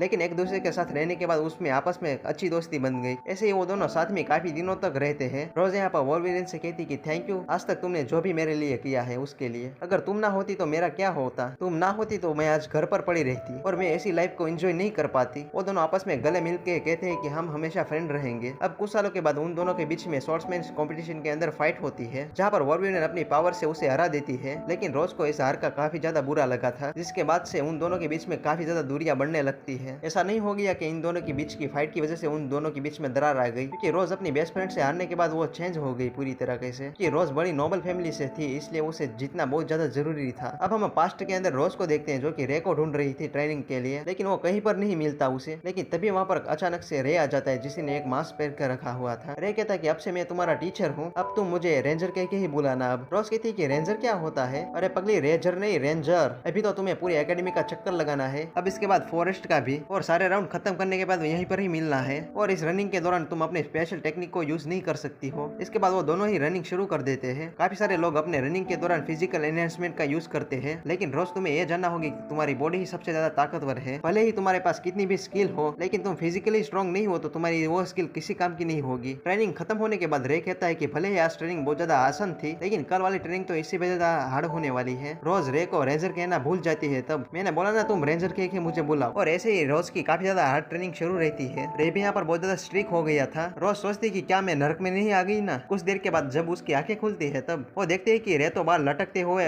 बतंग पिट रहा था और उसे जगा रहा था। रे कहता कि आखिर तुम सो कैसे सकती हो, जल्दी से बाहर आ जाओ ट्रेनिंग के लिए। अब नीचे उतरने के बाद शेला उस पर काफी ज्यादा गुस्सा करने लगती है, ऐसे वो गर्ल हॉस्टल के अंदर नहीं आ सकता। इस पर रे कहता है कि अरे मैं मास्टर हूँ उसका, अगर मैं माफी चाहता हूँ आपको कोई परेशानी हुई तो। रे की नजर रोज पर पड़ती है जो कि यहाँ से भाग रही होती है। रे कहता है कि अरे मैडम बच के कहाँ जाओगी तुम। रे यहाँ पर सीधे दीवार को ही कूद जाता है। सुबह की ट्रेनिंग के टाइम फिर से रोज बच कर निकल जाती है। रे उसको हर जगह पर ढूंढ रहा था, लेकिन तभी उसकी नजर आल्बर्ट पर पड़ती है। उसे अकेले बैठकर वो देखता है, तभी उसके पास जाकर पूछता है उसे। रे उसे पूछता है कि आखिर तुम्हारे दोस्त कहाँ गए। आल्बर्ट कहता है कि मुझे कुछ समझ में नहीं आता, मैं रोज ही ट्रेनिंग कर रहा हूँ, लेकिन मेरी पावर्स के अंदर कोई चेंज नहीं आते हैं। रे कहता है कि तुम टेंशन मत लो, टाइम के साथ साथ तुम्हारी पावर भी ठीक हो जाएगी। रे यहाँ पर एरिस और क्लेरिस से भी पूछता है, वो दोनों भी रोज के बारे में कुछ भी नहीं जानते हैं। रे उसे ढूंढने के लिए अपने मास्क का पावर का यूज करता है। तुम्हें क्या लगा ये सिर्फ शौक के लिए ही पहना है रे ने। कुछ देर के बाद वो अपने मास्क की मदद से रोज को ढूंढ लेता है, जो बेचारी रे से बचने के लिए यहाँ पर चुप कर बैठी थी। रे रोज के सामने एक गोस्टर की तरह आ जाता है। उसे देख के तो रोज काफी ज्यादा डर जाती है। रोज कहती कि मैं तुमसे भागी नहीं थी, लेकिन मुझे थोड़ा आराम करना था। रे कहता कि तुम्हारा और कोई बहाना नहीं चलेगा। रोज को घसीटते हुए ट्रेनिंग ग्राउंड के अंदर लेके जाता है। अगले दिन हम रे को देखते हैं जो कि लड़के के कपड़े पहन के बाहर निकल रहा था। रोज भी यहाँ पर अपनी ट्रेनिंग कर रही थी और रोज ने अपना एक न्यू रिकॉर्ड भी बना लिया है। वो लड़की यहाँ पर रोज को कहते हुए जाती है कि बहुत बढ़िया, तुम अच्छी ट्रेनिंग कर रही हो, ऐसे ही करती रहो। ये सुनकर रोज कहते हैं कि ओके रेंजर। तभी वो तीनों देखती कि यहाँ तो रे है ही नहीं। रे यहाँ पर सोचता है कि सब कुछ परफेक्ट चल रहा है। रे कहता है कि अब मेरा मेन मिशन शुरू होने वाला है, कि वो डीओम अकेडमी जाने वाला है। अब हमें दिखाई देता है कि रे डीओम अकेडमी के अंदर पहुंच चुका था, जहाँ पर वो एक बक्से के अंदर छुपा हुआ था। वो देखता है कि सामने एक छोटी सी लड़की रो रही थी। तब वो उसके पास पहुंचकर अचानक से उस डब्बे के अंदर से बाहर निकल जाता है। वो असल में ये लड़की अपनी बहन से खो गई थी। रे कहता है कि तुम चिंता मत करो, हम मिलकर उसे ढूंढते हैं। रे उसे अपना नाम लिली बताता है और उस छोटी सी बच्ची का नाम केना वॉलग्रेन है, जो सुनकर वो बहुत ज्यादा शॉक हो जाता है। जो कि कुछ देर के बाद उसे अपनी बड़ी बहन मिल जाती है, जो कि रोज की पुरानी फ्रेंड आर्याना वॉलग्रेन है। वो दोनों आपस में एक दूसरे को इंट्रोड्यूस करते हैं। वो रे को देख के समझ जाती है कि वो दूसरी एकेडमी से आया है। वो रे को लड़की के गेटअप के अंदर नहीं पहचान पाती, क्योंकि रे ने अपना रूप के साथ साथ अपनी आवाज भी बदल ली थी। आर्याना को तो थोड़ा शक हो गया था, लेकिन रे कहता कि मैं एक लड़का हूँ। जो सुनने के बाद तो वो शॉक हो जाती है। मैं हारमन अकेडमी से रे व्हाइट हूँ।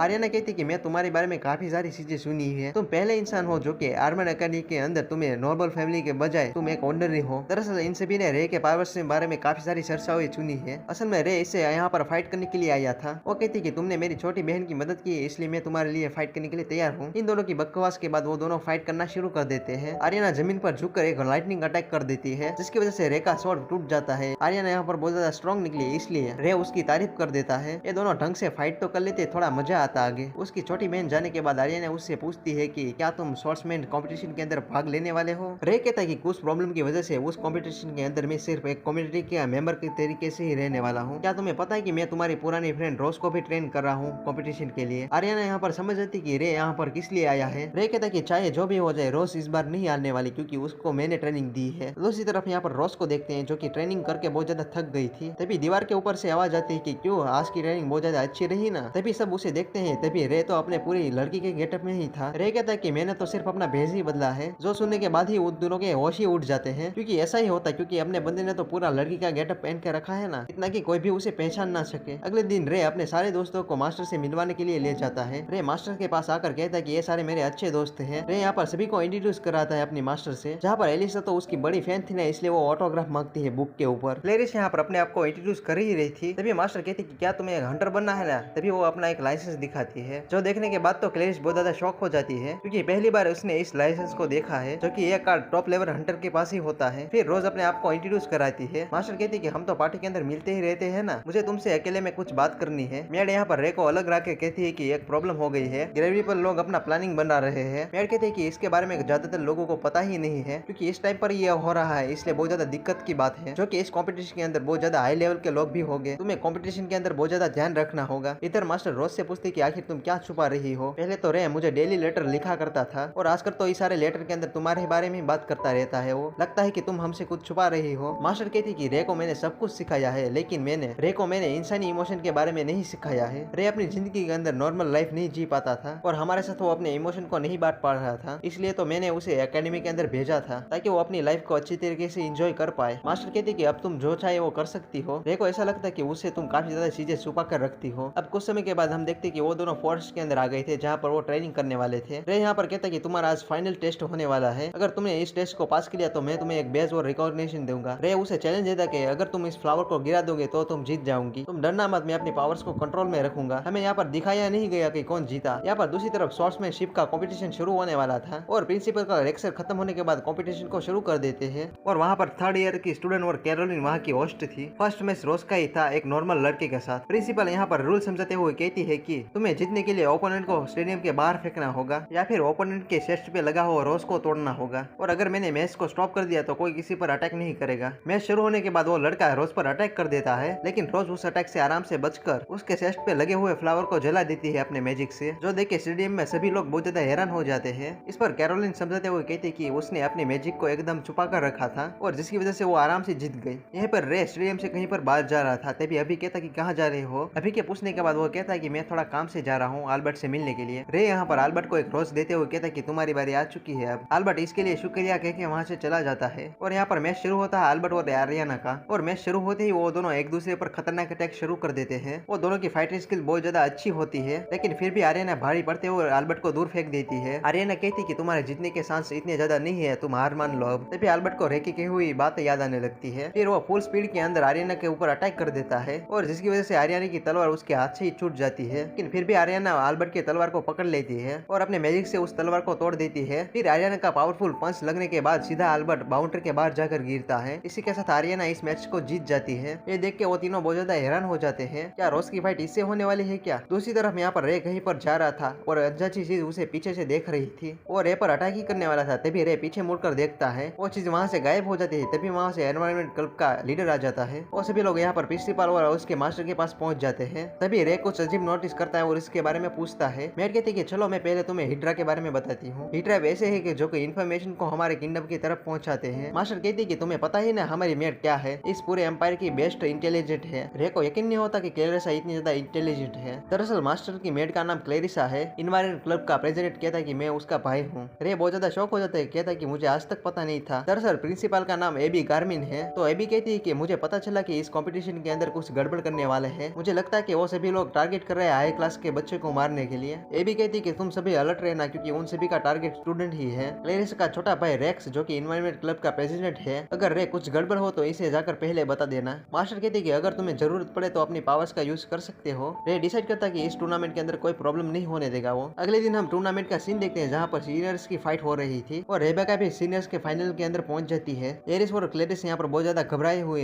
थे। वो दोनों कहते कि रोज ने अपने आप को तो कमरे में बंद कर लिया है, वो बाहर नहीं आ रही है और हमसे कोई बात भी नहीं कर रही है। यहाँ पर दूसरी तरफ एक मैच भी चल रहा था जहाँ पर यह लड़का 2 सेकंड के अंदर ही मैच को जीत जाता है। कुछ देर के बाद रे रोज से मिलने के लिए जाता है। रे कहता कि रोज तुम दरवाजा खोलो, मेरी बात तुम सुन लो पहले। और काफी देर तक समझाने के बाद रोज फाइनली दरवाजा को ओपन कर लेती है। रोज कहती है कि मैं तो अपना फर्ज पूरा कर रही हूँ अपनी रॉयल फैमिली का। मैंने ये सारी मेहनत अपनी फैमिली की इज्जत बचाने के लिए की है। अगर मैं तुम्हारे पास्ट के साथ कंपेयर करूँ तो भी मैंने कुछ भी नहीं किया अभी तक। रे उसे समझाता है कि ऐसा तुम मत सोचो। इसके बावजूद रोज को ऐसा लगता है कि वो आरियाना से कभी भी नहीं जीत पाएगी और उसे लगता है कि वो पिंजरे के अंदर बंद हुई एक चिड़िया ही है। रे उसे पकड़ कर कहता है कि ऐसा बिल्कुल भी नहीं है। रे कहता है कि मैं तुम्हारे साथ हर वक्त रहूंगा और काफी देर तक ऐसा समझाने के बाद रोज मान जाती है और वहीं पर ही वो सो गई थी रे का हाथ पकड़कर। तभी रे याद करता कि उस बैटल के दौरान रोज की आंखों के अंदर अलग पावर दिखी थी। रे को यकीन था कि रोज इस वाली मैच को जीतने वाली है। अगले दिन इस कंपटीशन का फाइनल दिन आ गया था। रे यहाँ पर आकर कहता है कि तुम सभी को टेंशन लेने की कोई जरूरत नहीं, मैंने रोज को समझा दिया है। क्लेरिस के पूछने के बाद रे कहता कि मैं उसके साथ पूरी रात था। ये सुनने के बाद वो सभी लोग तो कुछ और ही सोचते हैं। दूसरी तरफ यहाँ पर क्लेरिस को देखते हैं जो कि भागते हुए जा रही थी, लेकिन तभी वहाँ पर एक एंटिटी दिखाया जाता है। यहाँ पर हम रेक्स को बैठा हुआ देखते हैं जहाँ पर एक लाइट का इशारा मिलते हैं वो वहाँ से चला जाता है। वो जाते हुए कहता है कि मेरा थोड़ा काम रह गया, वो मैं करके आता हूँ। रेक्स यहाँ पर रे के पास आ जाता है और वो बताता है कि 8 स्टूडेंट को यहाँ पर किडनैप कर लिया है। यहाँ पर रे सुनने के बाद रे भी तैयार हो जाता है उन सभी को ढूंढने के लिए। वो कहता है कि मुझे नीचे से डेथ का ऑरा सेंस होता है और इस टूर्नामेंट का फाइनल मैच भी शुरू होने वाला था। आर्यना मैच के शुरुआत के अंदर अपनी तलवार को फेंक देती है और अपने अंदर से एक खास पावर को निकाल लेती है और इस पावर की मदद से आर्यना सीधा रोज के ऊपर अटैक कर देती है और जिस अटैक से रोज दूर जाकर गिर जाती है। अभी कहता कि ये कौन सी पावर्स है। कैरोलिन यहाँ पर बताते हुए कहती कि आर्यना तो अपना फैमिली बिग सोर्सरी एरोजन है और इसकी मदद से उसकी स्ट्रेंथ और पावर ज्यादा बढ़ जाती है। यहाँ पर रोज के ऊपर आर्यना लगातार अटैक करती रहती है। इतने में ही जल्दी से रोज अपना स्पेशल मैजिक यूज करती है और इस पावर की एनर्जी से आरियाना थोड़ा पीछे हट जाती है, जो देख के वो भी थोड़ा शॉक हो जाती है। यहाँ पर दूसरी तरफ रे भी क्लेरिस के पास पहुंच जाता है, जो कि बेहोश पड़ी हुई थी। जैसे ही क्लेरिस को उठाने लगा तभी वहाँ पर एक मैजिकल बैरियर बन जाता है और इसकी वजह से वो किसी को भी नहीं बुला सकते। तभी वहाँ पर किमनी पर्स भी सामने आ जाते हैं। रे क्लेरिस से माफी मांगने के बाद उसे उठाकर वहाँ से भागने लगा। वो यहाँ पर अपनी पावर्स को एक्टिवेट करके आइसिकल ब्लेड निकाल लेता है। वो यहाँ पर सभी ग्रैंड रीपर से वो फाइट करना शुरू कर देता है। वो सभी लोग रे के सामने बिल्कुल भी नहीं टिक पाते, इसलिए वो रे के आसपास डार्क मैजिक कर देते हैं। लेकिन रे यहाँ पर अपने एंटी मटेरियल कोड का इस्तेमाल करता है, जिसकी वजह से सारा डार्कनेस हट गया था। और रे के यहाँ पर एंटी मटेरियल कोड को यूज करने की वजह से बैटल में चल रहे मैजिक क्रिएचर भी गायब हो जाते हैं। कैरोलिन भी यहाँ पर समझ जाती है कि ये सारा रे के एंटी मटेरियल कोड की वजह से है और कई सारे गिमनी पर्स डर के मारे यहाँ से भागने लगते हैं। ऐसे भी लोग आसानी से कैसे यहाँ से भाग पाते हैं। रे अपनी पावर की मदद से उन सभी को फ्रीज कर देता है और इतने में वहाँ पर रेक्स भी पहुंच जाता है। रे कहता है कि इन सभी को मैंने फ्रीज ही किया है, मारा नहीं है। रेक्स कहता है कि अभी तुम यहाँ से जा सकते हो, आगे का सारा काम मैं संभाल लूंगा। रे को कुछ ज्यादा ही जल्दी था, इसलिए वो कैरिस को बिना उतारे ही चला जाता है वहाँ से। यहाँ पर दूसरी तरफ कोई भी बैटल के अंदर गिव अप करने वाला नहीं था, जो देख के आर्यना अपने फाइनल अटैक को करने वाली थी, जिसकी वजह से उसके पास काफी सारी बिजली आसपास हो जाती है और उसका ट्रांसफॉर्मेशन कुछ अलग ही हो जाता है। रोज को यकीन नहीं होता कि ये सारी इतनी पावर इंक्रीज कर सकती है। आर्यना बहुत ज्यादा स्पीड में आकर रोज को एक पंच मारती है। रोज यहाँ पर अपने आप को डिफेंड करती है, लेकिन फिर भी आर्यना के पावरफुल पंच से वो नहीं बच पाती है और रोज के फादर भी यहाँ पर देख रहे थे। रोज जमीन के ऊपर गिर गई थी और आर्यना उसे हार मानने के लिए कहती है। लगभग रोज यहाँ पर हार ही मानने वाली थी। इतने में वहाँ पर रे आकर उसे पुकारता है और रे का आवाज सुनने के बाद रोज के अंदर कुछ अलग ही पावर आ जाती है। अब वो भी अपने पूरी बॉडी को ट्रांसफॉर्म करना शुरू कर देती है और पूरा ट्रांसफॉर्म होने के बाद उसके चारों तरफ काफी सारे बटरफ्लाई आ जाती है। आर्यना भी अपने फुल स्पीड के अंदर रोज के ऊपर अटैक कर देती है, लेकिन वो रोज के ऊपर अटैक कर ही नहीं पाती, वो वहाँ से गायब हो जाती है। ऐसा एक बार नहीं होता, वो कई बार होता है ऐसा। रोज कहती है कि क्या तुम अब हार मानने के लिए तैयार हो। अब ये सब देखने के बाद सभी लोग बहुत ज्यादा शॉक हो जाते हैं। वहीं कैरोलिन हर बार की तरह इस अटैक को समझाने लगती है। वो यहाँ पर कहती है कि एक ओरिजिन है जो कि इंटरफेस का है, इसके अंदर वाटर फ्लावर जोरी का भी इस्तेमाल होता है। उनमें से स्पेशल एक है जो कि सोर्सर इस्तेमाल करते हैं। यहाँ पर जो भी अपोनेंट बटरफ्लाई पर अटैक करता है वो अपने आप को रिप्लेस कर देती है दूसरे से, और इस टेक्निक से कोई भी अपोनेंट उसे छू भी नहीं सकता है। अब हम यहाँ पर फाइट को देखते हैं, जहाँ पर आर्यना हार मानने के लिए बिल्कुल भी तैयार नहीं थी। उसकी कई अटैक के साथ भी वो उसे नहीं मार पाती है और हर बार उसके ऊपर एक बटरफ्लाई ब्लास्ट होता है और इसके साथ साथ रोज की भी हालत बहुत ज्यादा खराब होने लगती है। रे समझ आता है कि उसने अपनी पावर्स को बहुत ज्यादा इस्तेमाल कर लिया है और रोज के मुंह से भी खून निकलना शुरू हो जाता है। अब भी ये दोनों हार मानने के लिए तैयार भी नहीं थे, फिर भी वो एक दूसरे के ऊपर अटैक करने लगते हैं बार बार, और इन सब में आर्यना की शील्ड भी टूट जाती है, फिर भी वो नहीं रुकती और धीरे धीरे इन दोनों की हालत बहुत ज्यादा बुरी होने लगती है। रोज का फादर भी ये देख के बहुत ज्यादा हैरान हो जाता है। अब इसके बाद वो दोनों अपना अपना फाइनल अटैक एक दूसरे के ऊपर कर देते हैं। आर्यना के चेस्ट के ऊपर जो फ्लावर था वो खत्म हो जाता है। अब हमें दिखाई देता है कि आर्यना यहाँ पर हार चुकी है। अब इन दोनों के बीच में कुछ इमोशनल बातें होने लगती है जो कि बहुत ज्यादा खास नहीं थी। इसके बाद आर्यना रोज के गले लग जाती है। रोज को अपने बचपन की याद आ जाती है, जहाँ एक दूसरे से वो दोनों मिले थे। फिर से उन दोनों के बीच में अच्छी दोस्ती हो जाती है। रे भी इस फाइट से बहुत ज्यादा खुश था। यहाँ पर उसके फादर भी बहुत ज्यादा खुश थे। आर्यना और रोज के फादर के बीच में अच्छी दोस्ती भी हो जाती है। दूसरी तरफ यहाँ पर रे रोज के पास आ जाता है, जो कि पट्टी के अंदर लिपटी हुई थी। रोज यहाँ पर खुश थी कि फाइनली वो सब खत्म हो गया, रे की जानलेवा ट्रेनिंग बेकार नहीं गई। यहाँ पर वो वाली बात भी याद आ जाती है जहाँ पर रे ने कहा था कि मैं तुम्हारे साथ हमेशा रहूंगा। वो ये सोचते ही शर्माने लगती है। सच में रे क्या मुझसे प्यार करता है? रोज कहती कि क्या तुम्हें पता है कि ये पावर कौन सी थी? रे कहता कि उस पावर के बारे में मुझे अच्छी तरीके से पता तो नहीं था, लेकिन मुझे ट्रेनिंग के दौरान पता चल चुका था कि तुम्हारे अंदर कुछ अलग पावर है। रे आज की जीत के लिए उसे कांग्रेचुलेशन करता है। अब हमें दिखाया जाता है कि रे और उसके सारे फ्रेंड्स इस टूर्नामेंट के फाइनल राउंड को देखने के लिए जा रहे थे। अगर तुम्हें याद ही होगा कि कैरोलिन ने बताया था कि ये टूर्नामेंट 3 हिस्सों के अंदर है। इसी टूर्नामेंट के अंदर फर्स्ट, सेकंड और थर्ड ईयर के स्टूडेंट एक ही साथ हिस्सा लेंगे। रोज की फाइट सेकंड ईयर स्टूडेंट की थी और रेबेका की थर्ड ईयर की स्टूडेंट की फाइट है, जो कि सबसे सीनियर है और उसकी फाइनल बैटल होने वाली है। रेबेका का ओपोनेंट यहाँ पर वो लड़का है जिसने 2 सेकंड के अंदर एक लड़की को हरा दिया था और इसका नाम ल्यूकस है। रे नोटिस करता है कि रेबेका की छोटी बहन भी उसकी फाइट देखने के लिए आई है। दोनों की फाइट यहाँ पर शुरू हो जाती है। पता नहीं क्या होता, रेबेका यहाँ पर फ्रीज हो गई थी। दूसरी तरफ यहाँ पर लूकस कुछ अजीब सा अटैक करता है, जिसकी वजह से काला धुआं निकलकर सीधा रेबेका की तरफ जा रहा था और जैसे ही वो काला धुआं हटता है, रेबेका का चेस्ट पे लगा हुआ फूल भी टूट जाता है। लूकस फाइनल अटैक के साथ कैसे इस मैच को जीत जाता है और ये सब देख के सारे लोग बहुत ज्यादा शॉक हो जाता है और सभी को यकीन नहीं होता। लूकस जब वापस ही जाने लगता है तभी वो रे को देखता है। लूकस कहता है कि तुम अभी के आइसिकल ब्लेड सोर्सरर हो ना, मैंने तुम्हारे बारे में काफी ज्यादा सुना है। रे को यह समझ में नहीं आता कि लूकस एक ब्लैक ब्लेड सोर्सरर है जो कि यहाँ पर क्यों आया है। लूकस यहाँ पर 7 ग्रेट सोर्सरर्स में एक है। जैसे रे को अपनी पावर्स अपने मास्टर से मिली है, लूकस को भी पुराने सोर्सरर प्लेलेस ब्लेड से भी मिली है। लूकस कहता कि मैं यहाँ पर इसलिए आया हूँ कि मैं साबित कर सकूँ कि टेररिस्ट ब्लेड सोर्सरर सबसे ज्यादा ताकतवर होती है। वो जाते जाते कहता है कि मैं अगले साल तुमसे मिलने के लिए जरूर आऊंगा। अब हम कैरोलिन और प्रिंसिपल को देखते हैं जो कि पकड़े हुए रीपर्स के पास आए हुए थे। कैरोलिन यहाँ पर आकर उस सभी के ऊपर मैजिक कर देती है, इसका नाम है कैरोलिन वंडरलैंड, और सारे रीपर्स होश होकर कैरोलिन की बात ही मानने लगते हैं। जैसे कैरोलिन कहती ही वैसे वो सब लोग करने लगते हैं। ये देख के मास्टर भी कहते हैं कि इसकी शैतानी शुरू होगी फिर से। असल में ये कैरोलिन की स्पीड बाइंडिंग पावर है जिसकी मदद से वो किसी का भी दिमाग कंट्रोल कर सकती है। तभी कैरोलिन उसका बॉस का नाम और उसका फुर्सर का प्लान पूछती है। अब इससे पहले कि वो कुछ बोल पाते हैं उससे पहले उन सभी के बारी बारी सर फट जाते हैं। अब हम अकेडमी के अंदर रे को देखते हैं जो कि लेक्चर दे रहा था सभी को। रे कहता है कि आने वाले फेस्टिवल के अंदर हमें मेड कैफे खोलना चाहिए। असल में इस अकेडमी के अंदर कुछ दिनों के बाद फेस्टिवल होने वाला है और सभी को अपने क्लासरूम का एक स्टॉल बनाना है। और रे यहाँ पर सभी को सजेशन दे रहा है कि हमें मेड कैफे बनाना चाहिए। लड़कियां तो यहाँ पर चिल्लाकर मना कर देती है। अब हमें एक दिन का पहले का सीन दिखाया जाता है जहाँ पर रोज रे से कहती कि आने वाले समय के अंदर हमें मेड कैफे बनाना है।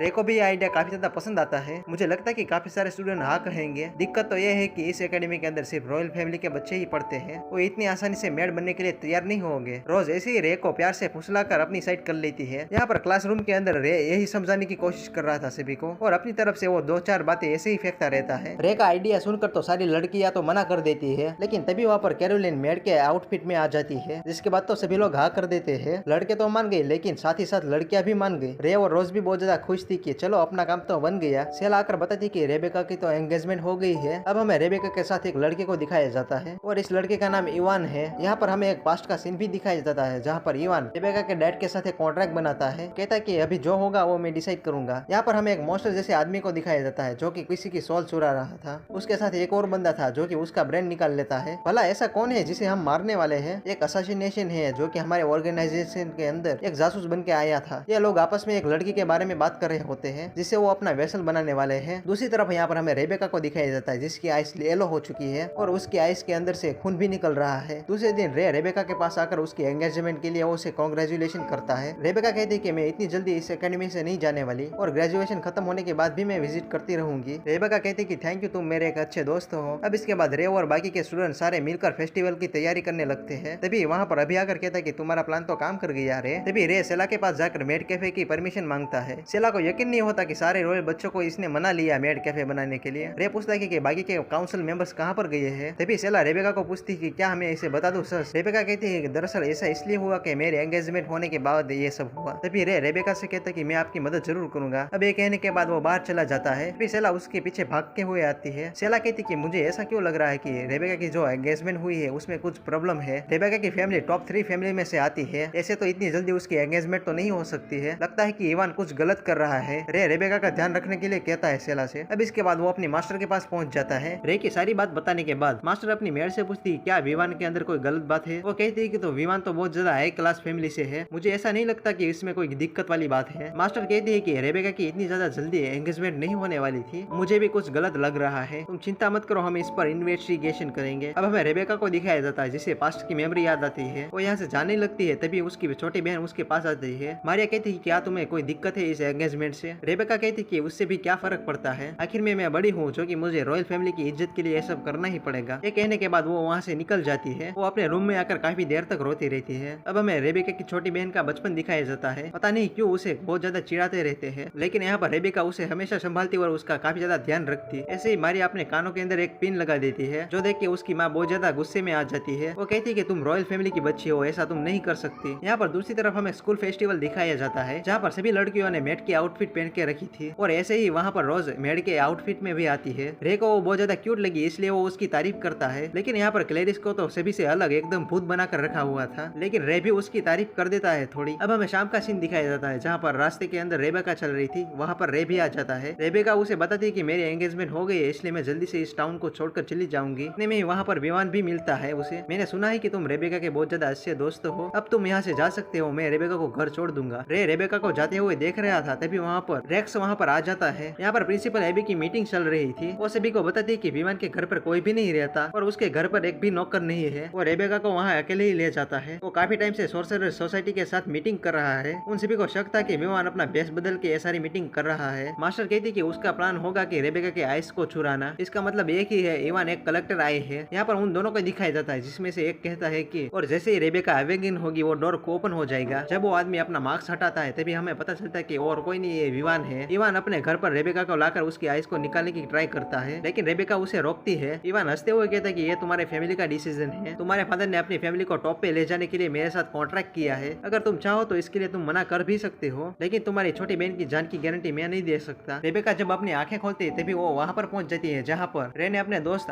आर्बर्ट को खोया था। यहाँ पर रे आर्बर्ट को बार बार हील करने की कोशिश करने लगता है। उसकी मास्टर MS वॉल्ट कहती है कि आखिर तुम कर क्या रहे हो, वो जिंदा नहीं रहा। रे उनकी बात नहीं सुनता, तभी एस्ट्रोट आकर उसे एक थप्पड़ लगा देती है और उसे वहाँ से ले जाती है। ये सब होते हुए रेबेका देख रही थी। एकेडमी में आकर कल वाले सपने के बारे में रेबेका सोच रही थी। उस सपने के अंदर जिस बच्चे को देखा वो रे था। रे जब बाहर आता है तभी रेबेका की छोटी बहन वहाँ पर उसे मिलने के लिए आई थी। मारिया कहती कि मुझे तुम्हारी थोड़ी सी मदद चाहिए। उन दोनों के बीच में थोड़ी बहुत बात होती है और मारिया भी रे के ऊपर फायदा हो जाती है। अब हमें रात का सीन दिखाया जाता है जहाँ पर अभी और रे बैठे हुए थे। अभी कहता है कि इतनी रात हो गई, तुम क्या कर रहे हो। रे कहता है कि मैं एक स्टोरी को पढ़ रहा हूँ जो बहुत ज्यादा अच्छी है, तुम्हें भी पढ़नी चाहिए। रे कहता है कि इस स्टोरी के अंदर छोटे से छोटे इमोशन के बारे में बताया है। अभी कहता है कि चलो बता ही दो इस स्टोरी क्या कहती है। रे बताता है कि ये स्टोरी डीमन गर्ल के बारे में है जो कि औरों से काफी ज्यादा अलग दिखती है, जो कि हमेशा वो अकेले ही रहा करती थी। ऐसे ही एक दिन उसे एक टीनेजर मिली और उसने किसी ह्यूमन के साथ कभी भी मुलाकात नहीं की थी, तो उसे पता नहीं था कि उससे वो कैसे मिले। उसके साथ मिलने के बाद वो इंसानों के तरीके सीखने लगी। ऐसे ही एक दिन वो डीमन वहाँ से गायब हो जाती है। वो ह्यूमन गर्ल हमेशा उस डीमन का इंतजार करती रहती है उसकी फीलिंग्स को समझने के लिए। अभी कहता है कि मुझे घंटा कुछ समझ में नहीं आया। रे कहता कि अभी तक मैंने इसकी एंडिंग नहीं देखी, लगता है मुझे हैप्पी एंडिंग ही होगी लास्ट में। रे यहाँ पर जब सो जाता है तभी उसे एक सपना आता है आर्मर्ड के फ्यूनरल का, जो कि वो कैरोलिन के साथ था जो कि रो रही थी और वहीं पर रेबिका की आवाज आती है उसे, जो उसे पूछती कि आखिर तुम कौन हो। जब वो उससे बात करने की कोशिश करने लगा तभी वो नींद से जाग जाता है। रे बैठकर इसके बारे में सोचता है तभी उसके आंख के अंदर से खून निकल आता है। आगे क्लाइमेक्स आने वाला है जहाँ पर तुम्हें सब कुछ पता लगेगा। अब हमें स्कूल के अंदर फेस्टिवल का सीन दिखाया जाता है। सभी यहाँ पर काफी ज्यादा एंजॉय कर रहे होते हैं, लेकिन भाई अपना रे तो फिर से अपनी लड़की के फॉर्म में आ जाता है, जो देख के लड़के और लड़कियां दोनों फ्लैट हो जाती है। असल में रे को कोई पहचान ही नहीं पा रहा था। आर्यना रे की हरकत देखकर बहुत ज्यादा शौक हो जाती है। अभी और अल्बर्ट भी कहते हैं कि ये कौन सी मेड है। अभी और अल्बर्ट कहते हैं कि ये तो सिर्फ मेड ही है, इसमें क्या शौक होने की बात है। अब शाम को मारियाना एक फोटो लेकर जा रही थी जो कि और कोई नहीं लिली का ही था। वो लिली के गेटअप को देखकर बहुत ज्यादा खुश थी। जाते हुए उसे एक लेडी मिलती है जो उसे कहती है कि तुम बिना कुछ बोले मेरे साथ आ जाओ अगर तुम्हारी बहन की सलामती चाहती हो तो। रे यहाँ पर सभी से चिल्लाते हुए कहता है कि क्या रेबेका अभी मरने वाली है क्या। मास्टर कहती है कि अगर ऐसा चलता रहा तो ऐसा भी जरूर होगा, अब तो तुम हो ना उसे रोकने के लिए। इतने में वहाँ पर रेबेका का फादर आकर रेबेका को बचाने के लिए रिक्वेस्ट करता है। इसके बाद हमें इवान और उसके साथियों को दिखाया जाता है। वो कहते हैं कि कल फुल मून है, कल ही करोड़ उठने वाला है, मुझे तो सिर्फ आइसिकल ब्लेड सोर्सर से मतलब है। मास्टर यहाँ पर कहते हैं कि हमें जल्दी से तैयारी शुरू करनी होगी, आगे जल्दी ही और भी चीजें बिगड़ने वाली है। अगले दिन फिर से रे अपने लिली व्हाइट के गेटअप में ही होता है। यहाँ पर हमेशा की तरह मारिया को अपनी मैजिक ट्रिक दिखाने लगता है। मारिया ने लिली से कहती है कि आज मैं मुश्किल काम करने के लिए जा रही हूँ। दूसरी तरफ रेबेका कहीं पर जा रही थी तभी वहाँ पर विमान आ जाता है और रेबेका को लेकर अचानक से कहीं गायब हो जाता है। मारिया लिली को अच्छे फोटोज के लिए शुक्रिया अदा करती है और वहाँ से वो निकल जाती है। रे भी रोज से कहता है कि अभी मुझे उसके पीछे जाना होगा। अब ये कहने के बाद वो भी उसके पीछे चला जाता है। यहाँ पर दूसरी तरफ हम विमान को देखते हैं जो कि रेबेका को लेकर किसी अजीब जगह पर पहुंच चुका था। वो कहता है कि चलो तैयार हो जाओ, अब तुम खत्म होने वाली हो, और यहाँ पर चारों तरफ अपना मैजिक बैरियर भी क्रिएट कर लेता है। दूसरी तरफ यहाँ पर विमान के साथ ही सारे मॉन्स्टर को इकट्ठा कर लेते हैं। तभी यहाँ पर रे अपने लिली व्हाइट की गेटअप में ही यहाँ पर पहुंच जाते हैं और सारे मॉन्स्टर को मारने लगता है, लेकिन उनमें से कुछ आदमी मिलकर उसके ऊपर अटैक कर देते हैं। लेकिन तभी वहाँ पर रोज आकर उसे बचा लेती है और उसके साथ साथ रे के सारे दोस्त भी यहाँ पर आ चुके थे। रोज कहती है कि हमारा टाइम आ चुका है सभी को प्रोटेक्ट करने का। विमान के पास रेबेका सोच रही थी कि ये सब क्या चल रहा है। किसी तरह से मारिया भी विमान के पास पहुंच जाती है। यहाँ पर रे के सारे दोस्त सभी मिलकर साथ ही काफी सारे मॉन्स्टर को हराने लगते हैं। तभी विमान का साथी अचानक से रोज पर आकर अटैक करने लगता है। तभी रोज को बचाने के लिए रे बीच में आ जाता है। वो कहता है कि इन बच्चों को छोड़ो, जल्दी से ऊपर जाओ। रोज रे से कहती कि तुम जल्दी से ऊपर जाओ, हम इन सभी को संभाल लेंगे। यहाँ पर सभी मॉन्स्टर को अपने फ्रेंड्स के ऊपर छोड़ देता है। रे अपना नॉर्मल फॉर्म में आकर उन सभी का शुक्रिया अदा करता है। अरे यार तुम अपने वॉइस को तो पहले ठीक कर लो। तभी रे को याद आता है कि रेबेका के डैड ने जो बताया था कि हमारी फैमिली के ऊपर एक कर्स लगा हुआ है, 100 सालों के अंदर हमारे फैमिली के अंदर एक फोरेट ओपन होता है जो कि काफी सारे ब्लड लॉस के बाद उसे मिलता है। सिचुएशन ये है कि रेबेका अभी वो बन सकती है, लेकिन अभी उसके वो वाले रूप में आने के लिए अभी टाइम है। असल में रेबेका अपनी पावर्स को अच्छी तरीके से कंट्रोल नहीं कर पाती है। अगर ऐसा ही चलता रहा तो 20 की उम्र के बाद ही रेबेका मर जाएगी। यहाँ पर हमें यह भी पता चलता है कि मारियाना भी व्हाइट बॉडी और रेड आईज इसी के कारण है क्योंकि वो भी क्यूरेट्स है। ये सब ब्लड का इफेक्ट है। अगर मारियाना भी इवॉल्व हो जाए तो ऐसा बहुत ज्यादा बुरा होगा। दूसरी तरफ मारियाना और रेबेका रेवान के साथ होती है। तभी वहाँ पर उसके ग्रुप के 2 लोग और आते हैं। तभी यहाँ पर हमें यह भी पता चलता है कि जो इवान का रूप है असल में वो एक व्हाइट बालों वाली लड़की है जो कि कुछ देर पहले मारियाना को मिली थी। असल में विवान तो ये है जिसने अपनी चादर ओढ़ रखी है। असल में इस लड़की का नाम लीस है। दरअसल 10 साल पहले इवान का रूप लेकर वो उसके घर में रहती थी। दरअसल वो मारिया को इसलिए यहाँ पर लेकर आई थी ताकि वो रिवर्स बन सके। वे देख के इवान उसे मारने की कोशिश करता है। उसे सादो नाम के आदमी के पास पहुंचना है जिसके वजह वो क्रूट्स की मदद ले सकता है, क्योंकि उसे एक अगादो नाम के इंसान से मिलना है, इसलिए उसे क्रूट्स की जरूरत पड़ेगी। लिस रेबेका के पास आकर उसे दूर फेंक देती है और लिस अपना पावर का यूज करके इवान को भी अलग डायमेंशन के अंदर भेज देती है। इसके बाद मारियाना लिस के पास आ जाती है। लिस कहती है कि तुम्हें डिसाइड कर लिया क्या, जिस पर मारियाना हाँ करती है। इतने में वहाँ पर रे भी आ जाता है। तभी विमान का साथी भी समझ जाता है कि ये